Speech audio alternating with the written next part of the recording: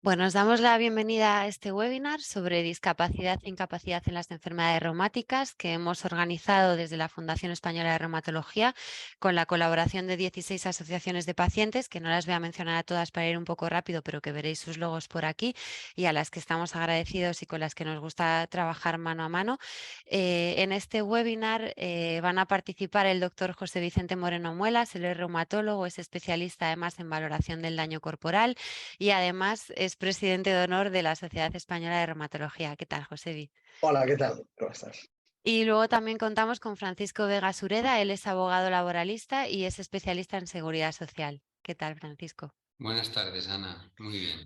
Bueno, muchas gracias a los dos por vuestro tiempo. A los que nos están siguiendo les quiero recordar que pueden mandarnos preguntas a través del chat, que vamos a intentar responder también a las que nos han llegado a lo largo de estas semanas.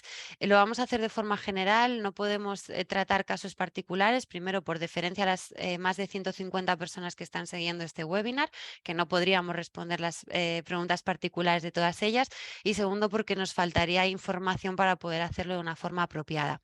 Recordaros que el webinar se va a grabar y que lo vamos a colgar en el canal de YouTube de la Sociedad Española de Reumatología y en la página inforeuma.com por si alguna persona lo quiere volver a ver o tiene que dejarlo a medias porque tenga que hacer alguna otra cuestión. Si os parece, José y Francisco, vamos a empezar definiendo los dos términos de los que vamos a hablar hoy, ¿no? Discapacidad e incapacidad, y sobre todo, pues marcando un poco las diferencias entre ellos. Muy bien, si te parece, Francisco, empiezo yo. Venga. Esos términos en el lenguaje común pueden parecer similares, pero en el lenguaje más técnico son diferentes. El término incapacidad se emplearía más en el mundo laboral y sería la falta de capacidad de una persona para desempeñar un trabajo. Esto puede ser de forma transitoria, que sea la baja laboral, de forma permanente, que sea de incapacidad permanente, y luego puede ser para tu trabajo habitual o para todo tipo de trabajo. Esto en cuanto a la incapacidad.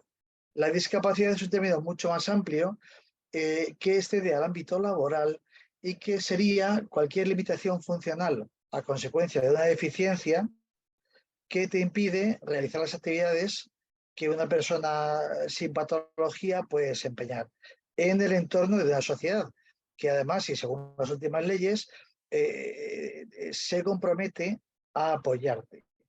Se Ujú. compromete a apoyarte para que tú puedas desarrollarte al máximo. Este término ha ido evolucionando. Antes hubo un tiempo en que era su normalidad legalmente. Luego ha pasado por minusvalía y ahora ya es discapacidad, que es lo lógico. Ujú. Minusvalía es un término que puede implicar un componente peyorativo, con lo cual se ha eliminado. Ya no aparece en ninguna parte. Lo que pasa es que a veces hablamos de ella en fin, por un poco de inercia, pero ya Sí. está completamente deshabilitado. Ahora Ujú. existe la incapacidad, la discapacidad y dentro de la discapacidad, pues la deficiencia que da lugar a la discapacidad. Ujú. Y Sí, existen correcto. diferentes. Sí. Si me permites, José Vicente, solo para que nos entiendan bien, miden cosas diferentes. La incapacidad, ¿qué mide? Mide la capacidad de ganancia, la posibilidad de ejercer un oficio. Y la discapacidad lo que mide es la pérdida de salud. Esos porcentajes lo que vienen a decirnos es la pérdida de salud. Si existiera un 100% ideal de persona totalmente sana, este no tendría un cero de discapacidad. Y a partir de allí, esos porcentajes nos indican la pérdida de salud. Mientras que la incapacidad, en sus grados, estos que comentaba José Vicente, total, absoluta, parcial, lo que mide es la pérdida que hemos tenido de ganancia en el sentido de no poder ejercer nuestro oficio o cualquier oficio. Uno mide Efectivamente, salud, otro mide trabajo. Ujú.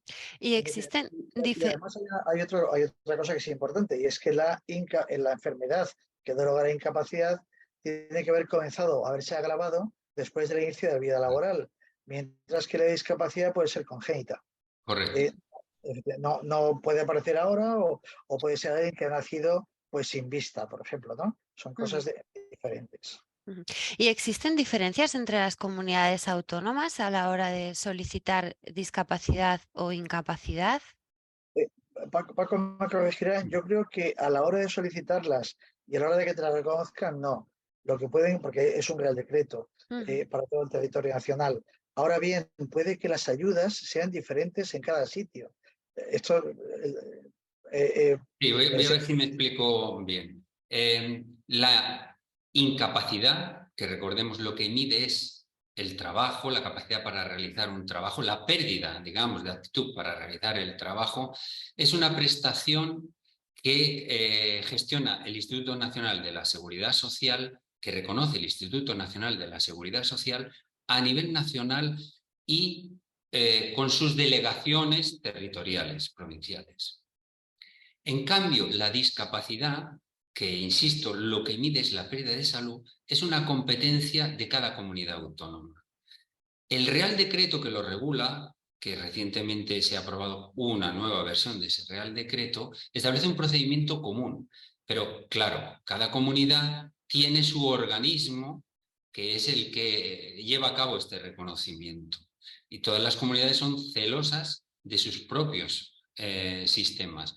Todos van a respetar el Real Decreto, los formularios son distintos, mientras que el formulario para llevar a cabo la solicitud inicial del Instituto Nacional de la Seguridad Social es único y es igual en todas las provincias españolas. En la discapacidad los formularios cambian. El sentido del procedimiento siempre va a ser igual. Es una solicitud en un formulario oficial que va a dar lugar a la apertura de un expediente administrativo y dentro de ese expediente administrativo hay que acreditar las dolencias. Y como Decía resultado José, de ello, una resolución.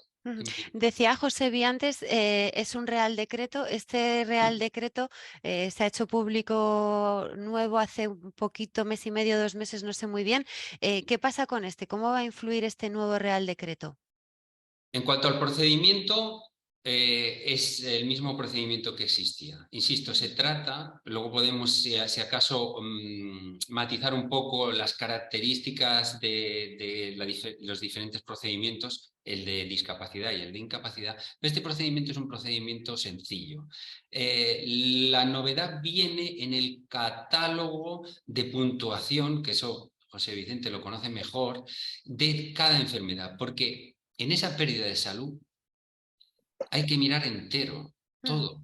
Hay que mirar la vista, el oído, los ligamentos, todo tipo de enfermedades. Y eso forma parte de un enorme catálogo y cada una tiene una puntuación. Pero alcanzar el reconocimiento supone un sumatorio de todas las dolencias. El procedimiento es muy sencillo porque, insisto, consiste en rellenar un formulario y presentarlo. Y a priori, ¿cuáles serían los requisitos para solicitar discapacidad? Y lo mismo para incapacidad. Son muy diferentes porque miden cosas Si os diferentes. parece, empezamos por los requisitos para discapacidad y luego vamos a los otros. La discapacidad, pérdida de salud, Ujú, la puede solicitar cualquier persona. Simplemente una persona lo que necesita es, claro, tener una suficiente pérdida de salud para poder tener éxito esa solicitud, para recibir el reconocimiento de la discapacidad, que se consigue al alcanzar un 33%, ujú, sumatorio de todas las enfermedades que se padecen. Ese es el requisito. No hace falta haber cotizado anteriormente, no hace falta tener carencia de ingresos, simplemente esto. ujú, La incapacidad, que lo que mide es la pérdida de capacidad para llevar a cabo el trabajo, sí que exige, como tiene una relación con el trabajo, sí que exige una historia con el trabajo, unas cotizaciones previas. Sin esas cotizaciones previas, y salvo que sea por accidente, que lógicamente el accidente no se van a pedir cotizaciones, sea o no laboral, cuando es por enfermedad, sí que se pide tener una carencia, unas cotizaciones previas, que dependen de la edad. Cuando se tiene menos de 31 años, las cotizaciones que se exigen es 1/3 del tiempo transcurrido entre que se cumplieron los 16 años y la fecha en la que se manifiesta esa enfermedad como una enfermedad incapacitante, que se llama hecho causante. ujú, Cuando se tienen más de 31 años es la cuarta parte del tiempo transcurrido entre que se cumplió 20 años y ese momento hecho causante en que se manifiesta la enfermedad, con un mínimo de 5. En definitiva, si se tienen más de 31 años, como mínimo harán falta 5 años, como mínimo. Y una quinta parte de ese periodo que se nos exija, que como mínimo será de 5, por lo tanto 1 año, tiene que estar en los últimos 10 años anteriores a la fecha esta que llamamos de hecho causante en el que se manifiesta la enfermedad. ¿Por qué? Porque todo tiene que tener relación con el trabajo. Una persona que abandona el trabajo, se olvida de él, permanece ajeno totalmente, esta persona no va a tener acceso a estas prestaciones porque se entiende que ya se ha olvidado del mundo laboral. O sea que recordemos, menores de 31 años, un tercio del periodo transcurrido entre los 16 y el momento del hecho causante, mayores de 31 años, la cuarta parte del periodo transcurrido entre ese 20 años y el momento del hecho causante, con un mínimo de 5. Vamos a imaginar que ya tenemos estos requisitos definidos, que los cumplimos. Ahora, ¿qué trámites tenemos que seguir? ¿Dónde nos tenemos que dirigir? ¿No? ¿Qué pasos tendríamos que ir dando para poder solicitarlo? El primer paso es iniciar el expediente mediante un formulario solicitud. ¿Dónde podemos encontrar el formulario solicitud? En la web. ¿En qué web? En la web de la Seguridad Social, del Instituto Nacional de la Seguridad Social, para la incapacidad. Y para la discapacidad tenemos que encontrar el organismo de cada comunidad autónoma que tiene las competencias en esta materia. Allí también encontraremos el formulario. Diferencias en su tramitación. En la incapacidad, recordemos, la incapacidad laboral, la que mide la capacidad de trabajo, que es una prestación del Instituto Nacional de la Seguridad Social, se presenta el formulario y no es necesario acompañar informes médicos. ¿Por qué? Porque en ese procedimiento se prevé obligatoriamente una revisión médica por un tribunal médico que forma parte de las unidades de valoración médica de incapacidades, lo que comúnmente se conoce como tribunal médico, y allí es donde se llevan en mano estos informes, porque va a haber una interacción con un médico evaluador en la incapacidad laboral. En la discapacidad, a ese formulario que hemos ido a encontrar en la web de ese organismo, que en cada comunidad es diferente y que ya tiene las competencias del reconocimiento, se ha de acompañar al formulario todos esos informes médicos lo más recientes posibles, porque ahí no se prevé esa visita al tribunal médico, que se puede dar o no se puede dar, pero como no se prevé, lo aconsejable es acompañarlo. O sea, porque muchas veces no se cita al solicitante a revisión médica y se recibe directamente la resolución, cosa que en el otro supuesto, en el de la incapacidad laboral, no. Allí va a haber una visita a un médico evaluador. Y estos procedimientos, sí. Solo para ampliar lo que has dicho, ahora el ICAS es el organismo en Cataluña regula las discapacidades, tiene acceso a la historia clínica compartida. O sea que lo sé porque se lo oí decir hace unos días a José María Pla, al Sí, director sí, médico, que ahora tienen acceso y pueden ver todos los informes de todo. de la sanidad pública. En la sanidad pública. Solo la sanidad pública, claro, la historia clínica compartida. Si no están seguidos por la sanidad pública, claro, tendrán que llevar los Hay que informes de la llevarlos. privada. Por ejemplo, imaginemos una discapacidad visual, una pérdida, pues una miopía magna. Muchas personas, el oftalmólogo de referencia lo tienen en la sanidad privada y las técnicas de diagnóstico, de medición, suelen ser similares a la de la sanidad pública. Esos informes que tenemos de la sanidad privada, ahí sí que nos van a servir porque forman parte de un protocolo que no se va a discutir. Otros son más problemáticos, ¿no? Y sí que van a exigir informes médicos de la sanidad pública, que siempre van a ser más valorados, sobre todo si son de especialistas, que los de la sanidad privada. Pero en ocasiones, cuando se trata de diagnósticos en sí, de pruebas de diagnóstico, sirve la sanidad privada para aportarlo. Eso también lo tenemos que tener.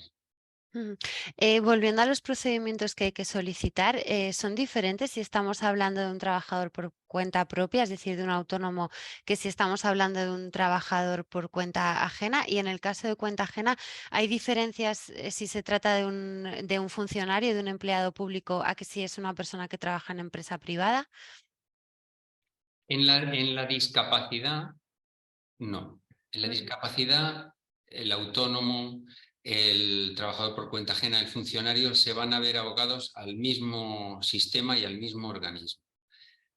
En la incapacidad hay diferencias. El trabajador autónomo y el trabajador por cuenta ajena van a acudir al Instituto Nacional de la Seguridad Social, tal y como he explicado antes. Pero el funcionario, los funcionarios de antes del 2011, porque desde el 2011 se integran en el régimen general, como cualquier trabajador, pero los que estaban en el 2011 han de acudir a MUFACE, a la Mutualidad de Funcionarios del Estado, y el sistema previsto de la prestación que se obtiene y el sistema previsto es algo diferente. Es algo diferente. Luego, si quieres, Ana, podemos entrar en qué significa la incapacidad, los grados de incapacidad y para el funcionario qué significa su incapacidad, porque los funcionarios no disfrutan de una incapacidad como la que tienen los trabajadores por cuenta ajena. Para ellos es una jubilación por incapacidad. Luego, si hay interés, podemos detenernos un momento para explicar. Habéis mencionado ya algunos informes, ¿no? Y habéis hablado de si los informes vienen de, sobre todo la parte de informes médicos de la privada o de la pública. También durante estos días, cuando dejábamos abierto el espacio para que nos mandaran preguntas, una de las más recurrentes ha sido qué tipo de informes hay que presentar y qué profesionales están detrás de estos informes, qué profesionales tienen que elaborarlos y luego también si tienen un periodo de validez estos informes. Sí, bueno, en principio parece que se le da más presunción de veracidad y se valoran más los informes de la medicina pública que los de la privada, cosa que yo no le veo ningún sentido, porque hoy en día la pública y la privada pues están muy mezcladas. Hay muchas personas que están en clínicas con esencia pública, pero son clínicas privadas. Además, no sé, la pública lleva una temporada que está pues en franca, en un franco movimiento de degradación. Entonces, no se entiende que se valore más el informe de un médico que trabaja en la medicina pública que de una en la privada. Creo yo que la misma capacitación, la misma honradez y la misma veracidad va a tener uno que otro. Pero bueno, seamos realistas. En un tribunal cualquiera, aún el INS, bueno, al fin y al cabo es parte del Estado, ¿no? Pero un tribunal, ya un juzgado, valora también más los informes de la medicina pública. Así que si es posible, informes asistenciales de la medicina pública. Si es posible, de especialista. Y si es posible, lo más reciente es que sea posible.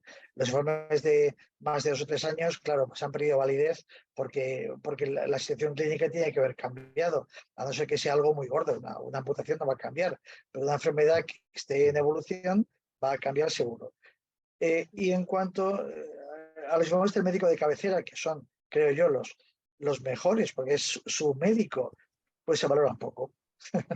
Así que informes de la pública, si es posible, de especialistas y recientes. El problema es la desconfianza, ¿no? Es evidente la desconfianza hacia... esto es opinión generalizada entre los jueces que tienen atribuidas las competencias, el juzgado de lo social, la desconfianza de esa relación paciente-médico que se establece con el médico de atención primaria, esa confianza que puede hacer que los informes que lleve a cabo el médico de atención primaria sean más favorables al trabajador por esa relación que hay. Eso es lo que genera confianza. Totalmente inexplicable, porque al revés, eso tendría que ser un plus porque es el médico que ha visto cómo evoluciona la enfermedad y las manifestaciones clínicas.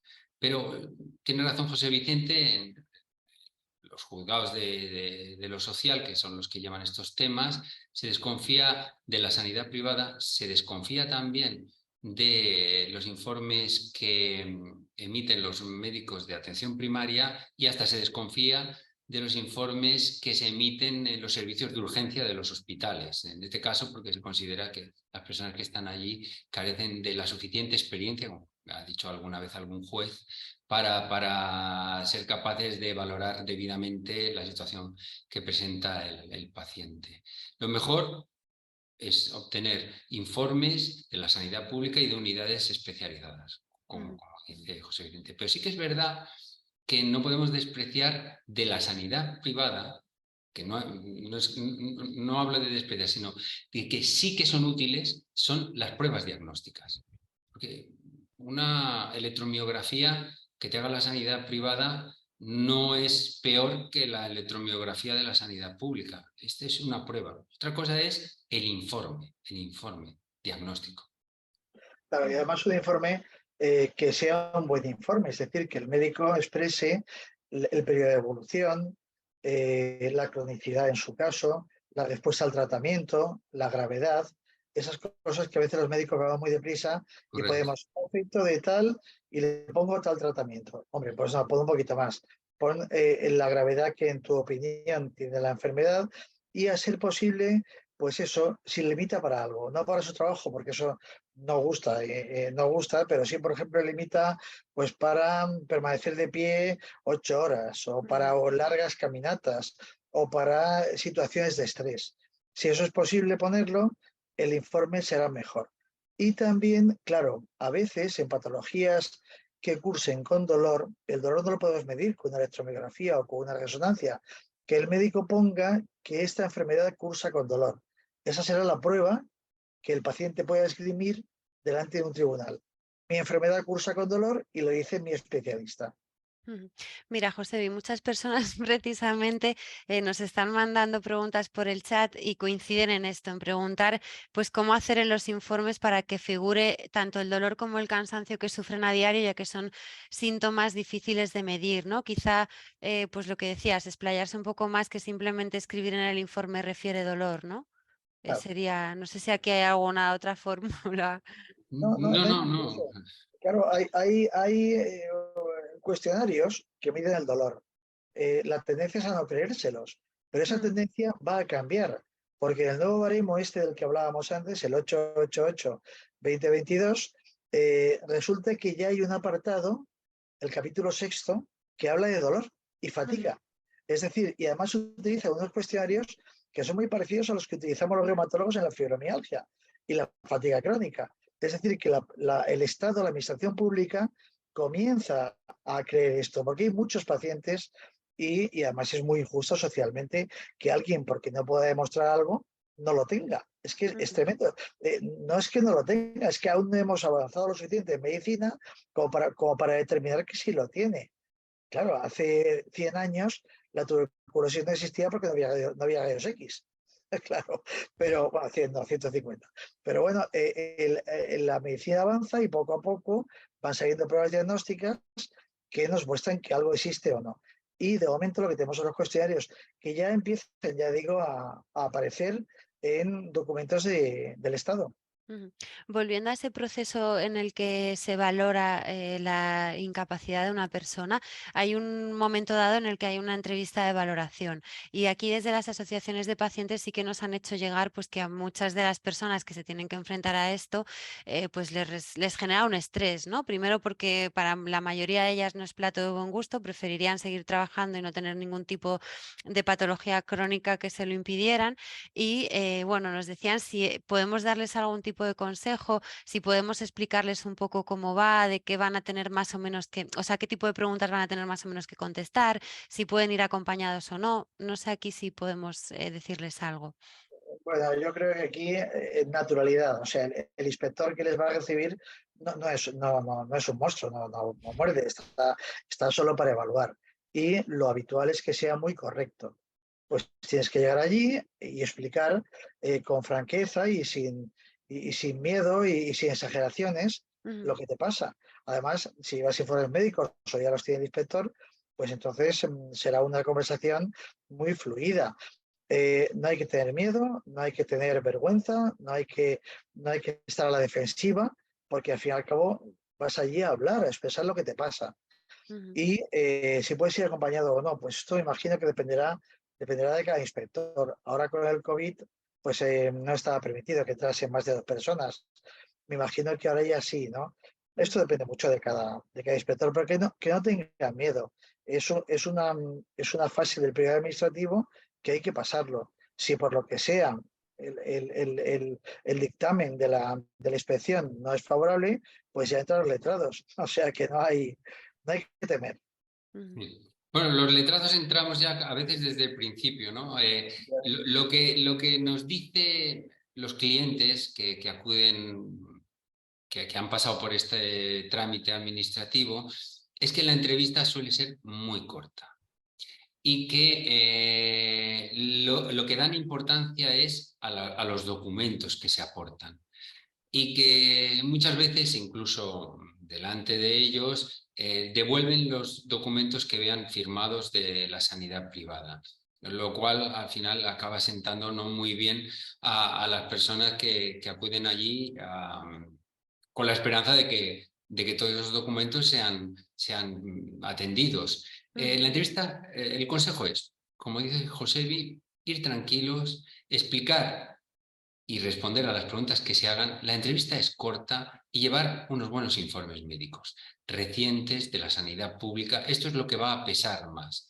No es de extrañar que a veces, según la patología, esa no sea la única vez que tengamos que visitar al médico.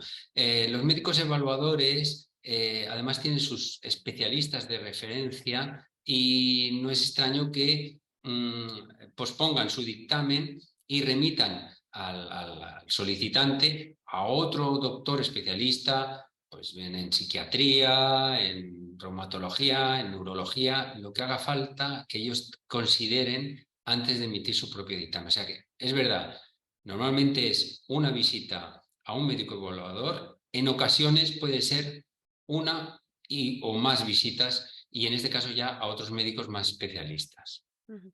Y una vez que obtenemos la resolución del proceso, si esta ha sido favorable, ¿cómo se notifica y se necesita pasar por el tribunal al cabo de cierto tiempo para ratificarla o es algo que ya es permanente?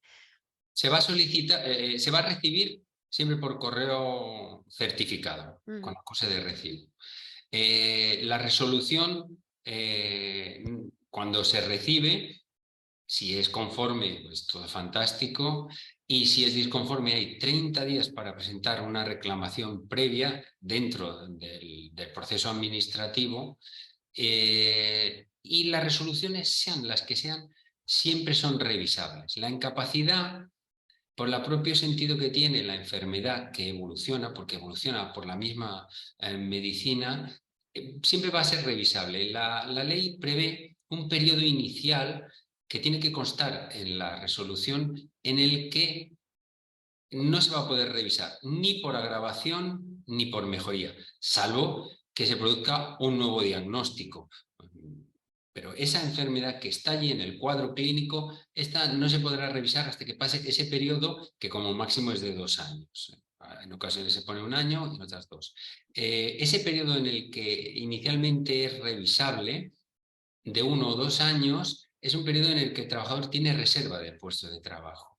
De tal manera que si se revisara por mejoría y se extinguiera la prestación en cuestión, recuperaría su derecho a recuperar el puesto de trabajo también.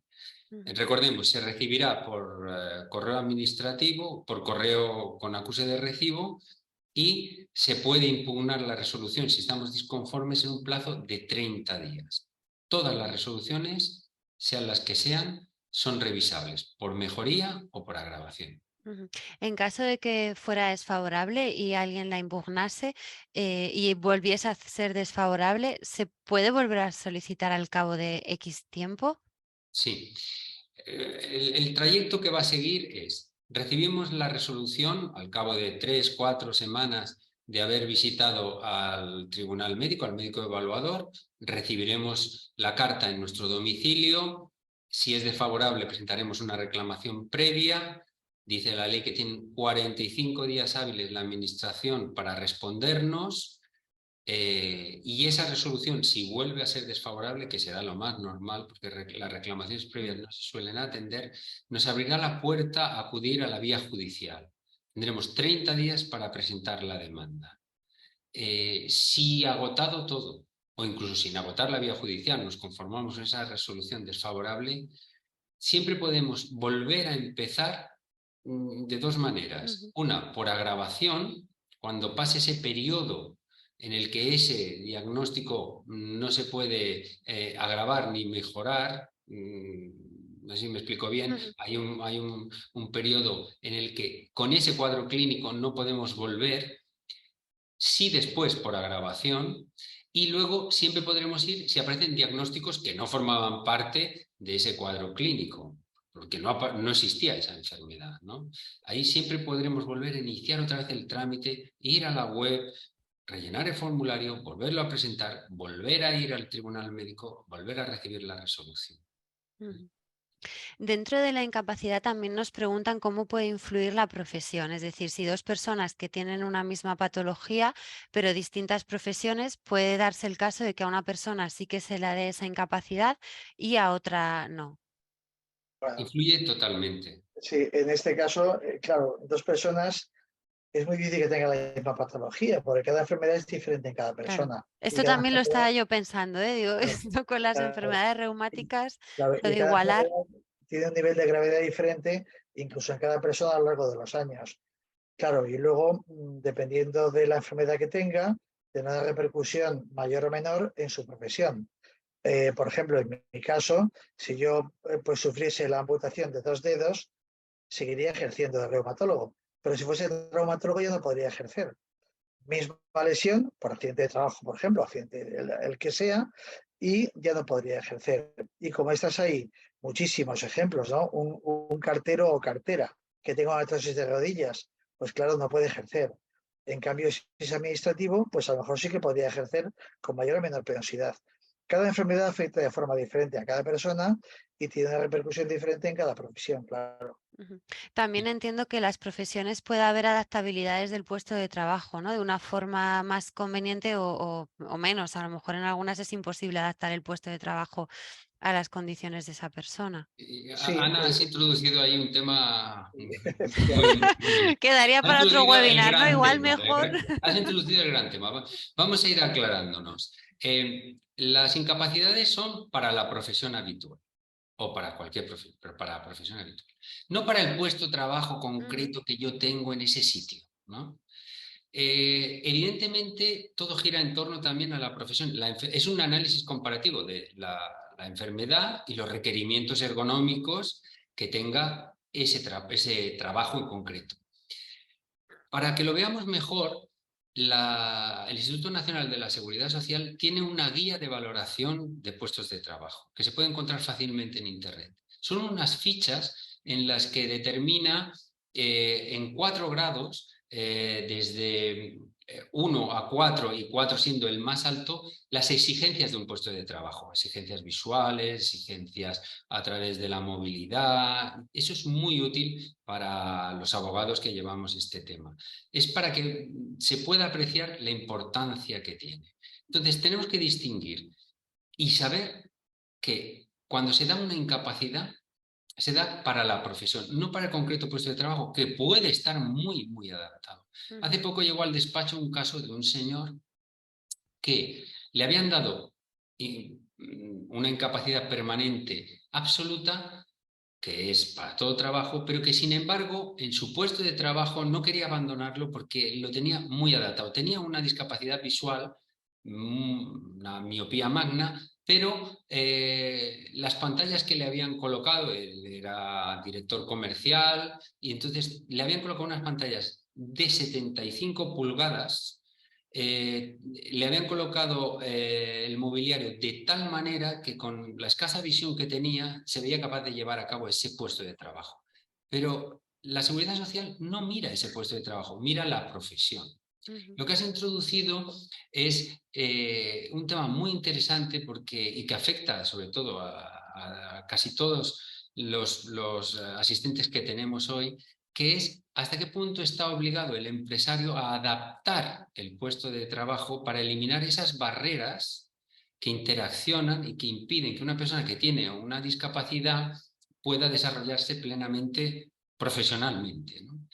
Y aquí hay toda una teoría jurisprudencial que va avanzando poco a poco, sentencia a sentencia, y abriendo un camino muy interesante y muy esperanzador para todas las personas que padecen enfermedades crónicas, porque va indicando la línea de que ha de ser el empresario el que ha de agotar dentro de esas adaptaciones a las que le va obligando la jurisprudencia en parámetros razonables, el puesto de trabajo.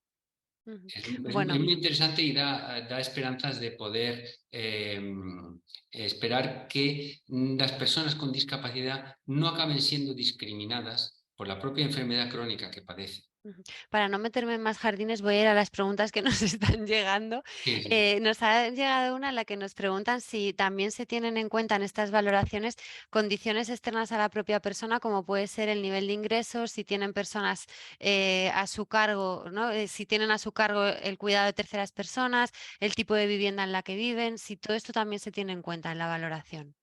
En la incapacidad no. En la Ujú, incapacidad mira el puesto de trabajo, el oficio. La discapacidad sí, se reservan 8 puntos, puntos porcentuales. Ya hemos dicho que para alcanzar el reconocimiento de discapacidad hace falta alcanzar el 33%. 8 puntos están relacionados con esos factores sociales. ujú, O sea que una persona puede tener reconocimiento de una discapacidad porque por su pérdida de salud alcance el 25% o el 30% y el resto de puntos le vengan por sus circunstancias sociales, que son todas estas que has comentado. ujú.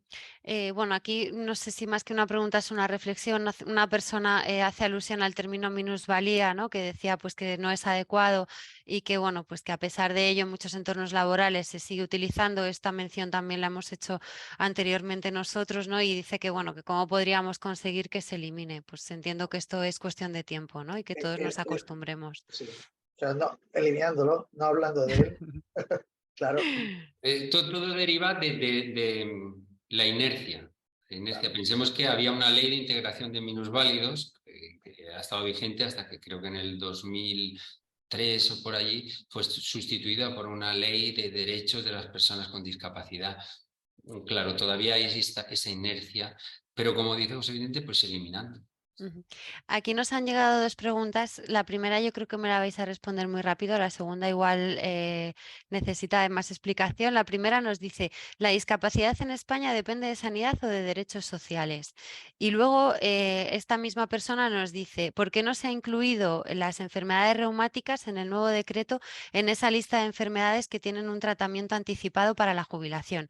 Esto segundo yo creo que necesita un poco más de Sí. explicación. Sí, la primera es sencilla, es asuntos sociales. Ujú, O sea, el tema de discapacidad es asuntos sociales, porque sanidad es curación, prestaciones y reconocimientos de beneficios, asuntos sociales.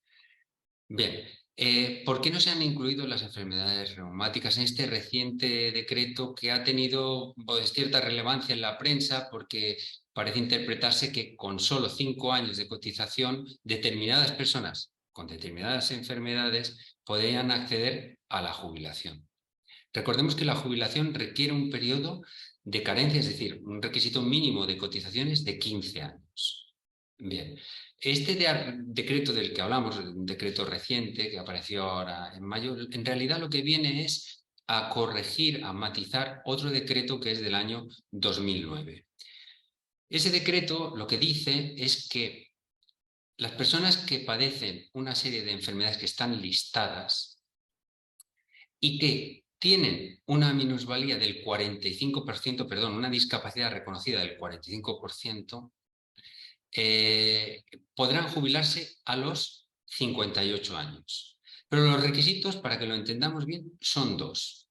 Uno, haber trabajado con esa discapacidad durante 15 años por lo menos y que de ese periodo trabajado durante 5 años por lo menos, tengamos ese reconocimiento del 45%. No es trabajar solo 5 años, es trabajar con la enfermedad por lo menos 15 años, como todos, ujú. pero con un reconocimiento de discapacidad del 45% durante 5 años, entonces podemos acceder a la jubilación con 58 años. Bien, ¿por qué no están las enfermedades reumatológicas? No están y no estaban en el decreto del 99.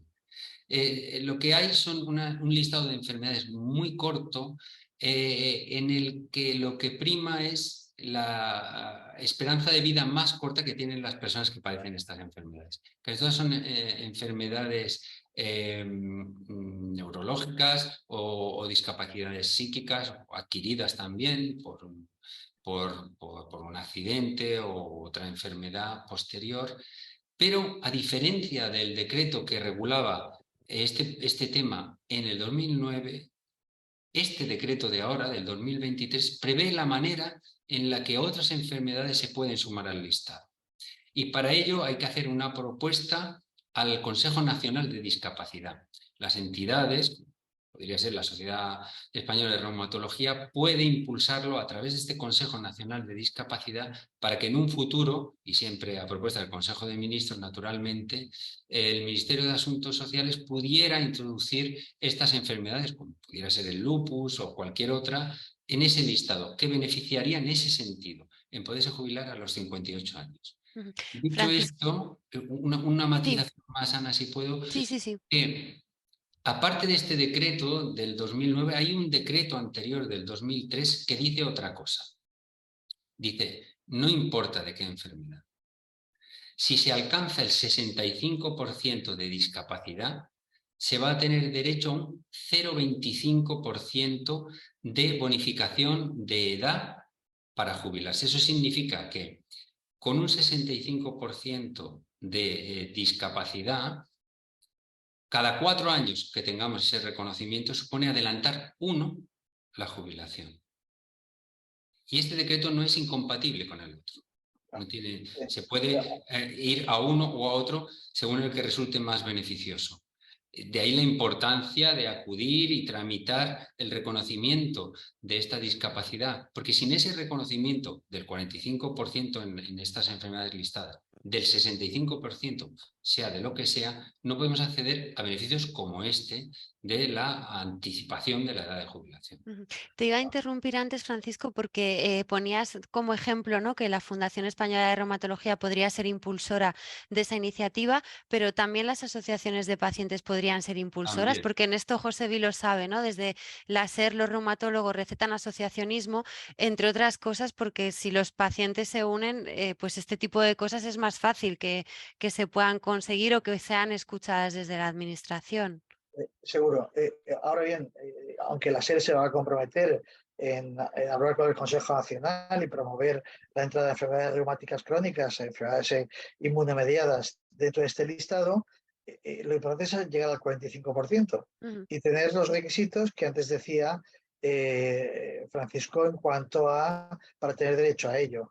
Lo fundamental es llegar al 45% por la enfermedad que sea.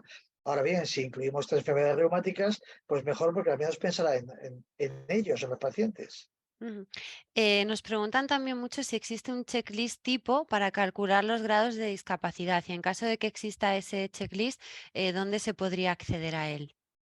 Es mucho más complejo. No, Ya sí, me imaginaba. solo decir que el Real Decreto tiene 400 páginas de baremos. O sea que el checklist tiene 400 páginas. En él se suma todo, como decía antes Francisco, se suma todo. Cualquier patología que tengas puede valer. Luego todas ellas se bareman, se van calculando los puntos dependiendo de la deficiencia mayor y al final llegas a un porcentaje que puede ser X, ¿no? O sea que un checklist no. Cualquier enfermedad vale, pero el cálculo es complejo. ¿Y una persona que esté en situación de desempleo podría hacer todas estas solicitudes de incapacidad y de discapacidad? Incapacidad, bueno, sí, claro, De sí. discapacidad entiendo que sí, pero de La incapacidad. discapacidad seguro, y la incapacidad, cuando la incapacidad tiene 4 grados que tienen distinto significado. El parcial significa, como todo gira alrededor de la profesión, el grado parcial significa que se puede llevar a cabo la misma profesión que se hacía, pero con menor rendimiento o con mayor sacrificio. El total es que no se puede llevar a cabo la profesión habitual. El absoluto es, no se puede llevar ninguna profesión y aún hay un grado superior que se llama gran invalidez, que está reservado para aquellas personas que, aparte de que no pueden trabajar, tienen la desgracia de necesitar una tercera persona para los asuntos más esenciales de su vida, vestirse, comer y demás. Bueno, estos grados, para los 2 primeros, la parcial y la total, hay que estar en alta o asimilado al alta. Alta significa estar trabajando. Y asimilado al alta significa que no estoy trabajando, pero estoy inscrito en el paro. Es decir, no me he desmarcado del mundo laboral. Ujú. Para la absoluta y la gran invalidez, los que tienen carreras laborales muy largas, 15 años por lo menos cotizados, podrían solicitar esas prestaciones incluso ni siquiera estando en una situación de demanda de trabajo. Ujú. Josebi, nos ha llegado una pregunta que entiendo que es para ti, pero no sé si me voy a meter también en un jardín que daría para otro webinar, porque nos dice si puedes resumir cómo se valora el daño corporal, Uy, que lo veo complicado. claro, es que el daño corporal es un concepto muy amplio, ¿no?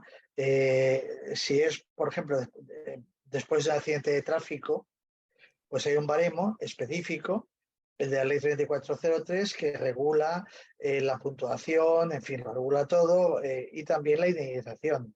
Ujú, Si es una discapacidad, es el baremo del Real Decreto 888-2022 que decíamos antes, que incluye no solo, como el de antes, deficiencias por enfermedad, sino también por limitación, por relación con el entorno, por todo eso. Es un baremo muy complejo que también es difícil. Primero había que ver en relación a qué ujú. valoramos este daño corporal y después, claro, a ver de qué manera lo medimos, teniendo en cuenta eso. Ujú. Al inicio del webinar yo he advertido que no íbamos a responder a casos particulares, pero bueno, sí que voy a coger alguna de las preguntas que han llegado, que son ejemplificadas, porque creo que puede haber más personas pues que se vean en esta misma situación. Nos ha llegado una de una mujer que nos dice, nos pregunta si hay ayudas para las personas que tenemos más de 50 años con cargas familiares y una prestación por desempleo pequeña, y ella nos dice, en mi caso tengo 54 años, 2 hijos a mi cargo y mi jornada era del 59% con mucha dificultad para realizarla. A ver, ayudas, lo que hay es un poco lo que hemos explicado. Ujú, Eh, las incapacidades laborales, tal y como las he descrito, y las discapacidades, que no lo hemos dicho, pero el porcentaje obtenido de esa evaluación de pérdida de salud, ese puede dar lugar a una prestación cuando se alcance el 65%. Incluso a una prestación un poquito mejorada si se alcanza el 75%.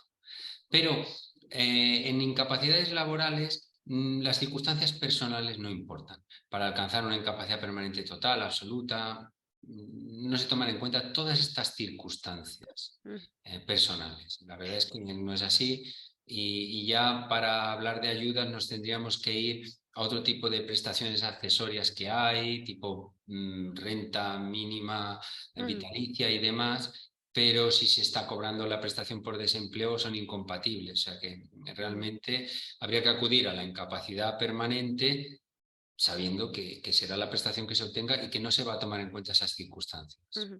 Otro caso que nos ha llegado, que bueno, es particular, pero que puede haber personas que también tengan estas mismas dudas, nos dice, es una persona de 58 años a la que ya le han concedido la incapacidad permanente, en su caso por las secuelas del lupus y del síndrome de Sjögren, y ella nos pregunta a esta persona, ya no voy a poder cobrar más de la base reguladora, ¿qué va a pasar cuando me jubile a los 65 años si en los últimos 7 no cotizo? No, la verdad es que los únicos incrementos que va a tener van a ser los que provienen de la actualización al IPC de su prestación año tras año. Cuando alcance la edad ordinaria de jubilación, la que le corresponde, que nos dice que son 65 años, podrá optar por presentar una solicitud de jubilación, si tiene la carencia, que entiendo que sí. Entonces tendrá que optar por una de las dos prestaciones, porque dos prestaciones de la seguridad social del mismo régimen no se pueden percibir. Y es verdad que la base reguladora de su pensión se verá afectada. Menos supongo que de lo que piensa, porque si es trabajadora del régimen general, tiene el beneficio de que 48 bases de cotización, digamos que mientras está en incapacidad permanente nadie cotiza por ella, pero cuando vaya a jubilarse, 48 bases de cotización, 48 lagunas, se podrán cubrir con la base mínima de cotización. De todas maneras, es evidente que la base reguladora de la pensión habría que mirarla, y el porcentaje, que depende también de lo que uno ha trabajado a lo largo de toda su vida, también habría que mirarlo. Será un caso para mirar qué es más beneficioso, si continuar con la incapacidad permanente en el importe que se viniera cobrando, y ya a partir de los 65 años cambiará de nombre y se llamará de jubilación, o optar por el cálculo de la pensión de jubilación. Tendríamos que mirar todo su historial laboral, porque el porcentaje depende de todo lo trabajado en la vida. La base reguladora se vería afectada, pero teniendo en cuenta que esos 7 años se podrían cubrir en buena parte con la base mínima de cotización. Pues con esto creo que has contestado otra pregunta que nos Ah, había llegado, en la que nos preguntaban precisamente por esto, ¿no? Si a partir de determinada edad habría que pensar si decidirse por pedir una incapacidad o la jubilación anticipada. claro, es evidente una cosa. Si tenemos el reconocimiento de una incapacidad permanente absoluta, que es el 100% de la base reguladora, difícilmente lo vamos a mejorar solicitando una jubilación. Es que más del 100% no podría ser. En la incapacidad permanente total, en cambio, surgen más dudas y tendríamos que hacer un cálculo exacto. Si hace mucho tiempo que disfruta de la incapacidad permanente total y no ha vuelto a trabajar, pues lo más probable es que lo mejor que podamos hacer es quedarnos con esa incapacidad permanente total, que se habrá ido actualizando año a año y año. Si es más cercana a la jubilación, una persona que accede a la incapacidad con 60 años, tendríamos que mirarlo. Es probable que la jubilación mejore la incapacidad permanente total, que es un 75% de la base reguladora. Nos pasamos un poquito de las 6 y voy a pedir disculpas porque nos gusta ser rigurosos con el tiempo, pero si os parece os voy a hacer 2 últimas preguntas para poder contestar en Naturalmente. general a lo que nos ha llegado. Una de ellas es rápida, nos dicen si se puede solicitar la incapacidad desde la fecha del diagnóstico. Entiendo que si tienes esas limitaciones, sí, ¿no? Supongo. Depende, o sea, si yo voy al médico hoy y me diagnostica una artritis reumatoide, pues claro, puede que no tenga la limitación suficiente Mm, como para acceder a la incapacidad. Lo que importa no es el diagnóstico, sino la lesión. O sea, ujú, la deficiencia que la enfermedad te produzca. Si yo tengo artritis reumatoide y tengo lesiones graves en manos, en rodillas, no sé, pues entonces sí que puedo pedirla. El diagnóstico aquí sería secundario. Lo importante es la afectación que la enfermedad haya ocasionado, si te limita o no para tu trabajo o para cualquier tipo de trabajo. La verdad es que esta pregunta ha dado lugar a toda una literatura médica. Es decir, tenemos un diagnóstico, pero muchas veces el diagnóstico nos ha permitido vivir una vida laboral. Hemos podido compatibilizar nuestro trabajo. Por ejemplo, suele ocurrir con estas enfermedades crónicas de las que hablamos. Hasta que llega un punto en el que aquel mismo diagnóstico ya no nos permite trabajar. Esto es lo que la seguridad social llama hecho causante. Es el momento en el que esa enfermedad se manifiesta de tal manera que no nos permite trabajar. Así que diríamos, se puede solicitar, ¿tiene efectos económicos desde la fecha del diagnóstico? No exactamente, podrá tener efectos económicos y tener su relevancia desde el momento en el que nos impide trabajar. Por eso, aparte de la incapacidad permanente, está la incapacidad temporal. La incapacidad temporal es cuando de momento y hasta ver si somos capaces de curarnos o no de esa dolencia, accedemos a una prestación temporal de incapacidad que se transformará en permanente justo en el momento en el que podamos acreditar que no va a ser compatible nuestro estado de salud con el trabajo. Es decir, lo importante, como dice Josebi, no es exactamente el diagnóstico que tengamos, sino la imposibilidad que tengamos para sobrellevarlo con nuestro trabajo. Sí. Incluso en alguna ocasión así excepcional hemos llegado a tener juicios por patología sin diagnóstico. O sea, tenemos un paciente con estas lesiones. Hay 8 diagnósticos diferentes, 8 no. Hay 2 o 3 diagnósticos diferentes y los médicos asistenciales no se ponen de acuerdo. pero lo cierto es que tiene estas deficiencias neurológicas, lo que sea, que ya no le permite hacer nada. Y luego a lo mejor llega el diagnóstico. Hace poco pasó con un Guillain-Barré, una enfermedad neurológica, ¿no? Que se pensaba que era por una infección viral que había dado lugar a una patología neurológica. Pues no, no se supo qué patología era hasta después de que el juzgado ya le había reconocido la incapacidad permanente absoluta para todo tipo de trabajo. O sea, que el diagnóstico ni siquiera se valoró. Ujú. Os hago la última pregunta, pero antes os voy a hacer llegar, porque no lo he hecho a lo largo de este tiempo, todos los agradecimientos y las enhorabuenas que también nos están mandando por el chat por bueno, pues las aclaraciones que estáis haciendo, la paciencia, ¿no? Y el dedicar este tiempo a resolver todas estas dudas que a veces son muy tediosas y que se salen de lo que es la medicina, pero para las personas con este tipo de enfermedades son muy importantes y así nos lo están transmitiendo.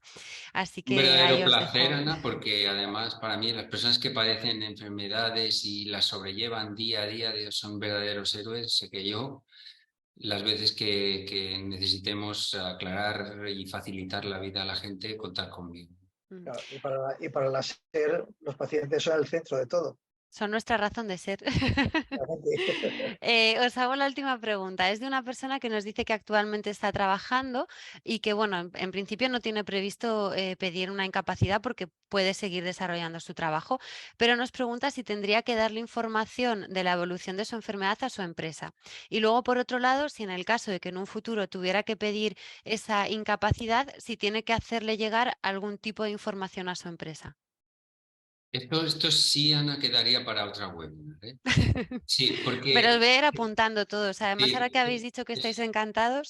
sí, sí, de verdad te lo aseguro, de corazón. Mira, ¿qué significa poner de manifiesto una condición de salud?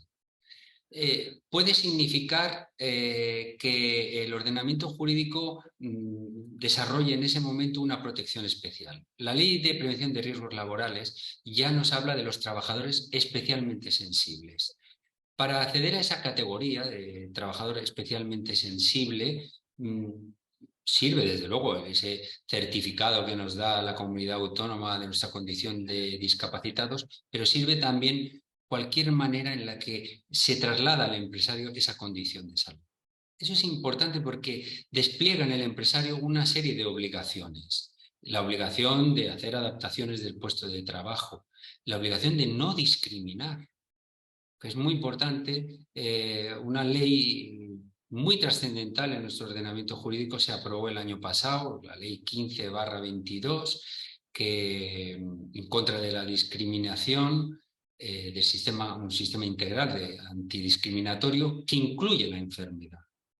Los pacientes con enfermedades crónicas tienen unos derechos. Tienen derechos a no ser discriminados, tienen derecho a tener el puesto de trabajo adaptado y todo esto solo puede exigirse a partir de poner de manifiesto que mientras esté en uno mismo, en el sufrimiento interno, no le vamos a poder exigir nada ni al Estado ni al empresario. Ujú. Pues si os parece, llegamos al final de este webinar. Yo quiero agradecer a las más de 200 personas que nos han estado siguiendo en directo, también muy especialmente a estas 16 asociaciones de pacientes en las que veréis los logos y que me disculpen por no mencionarlas a todas de manera específica, por habernos ayudado en la coordinación y en la organización de este webinar y por ayudarnos también en el día a día de todas las actividades que tenemos con los pacientes, que como decía José Luis, son nuestra razón de ser, y muy especialmente, como no, pues al doctor José Vicente Moreno Muelas, reumatólogo y especialista en valoración del daño corporal y también presidente de honor de la Sociedad Española de Reumatología. Muchísimas gracias. Y Gracias a muchísimas vosotros. gracias a Francisco Vega Sureda, que es abogado laboralista y especialista en seguridad social. También muchas gracias. Muchas gracias a vosotros. A vosotros. Y recordaros que el webinar lo hemos grabado y lo vamos a subir al canal de YouTube de la Sociedad Española de Reumatología y a la página de inforreuma.com. Aquí hemos abierto muchas vías para otros webinars, así que no descartéis que os volvamos a pedir que colaboréis con nosotros en alguno de los que organicemos, tanto a José como a Francisco. Hasta pronto entonces. Muchísimas gracias, que tengáis buena tarde. Hasta luego, buenas Gracias a tardes. ti. Adiós.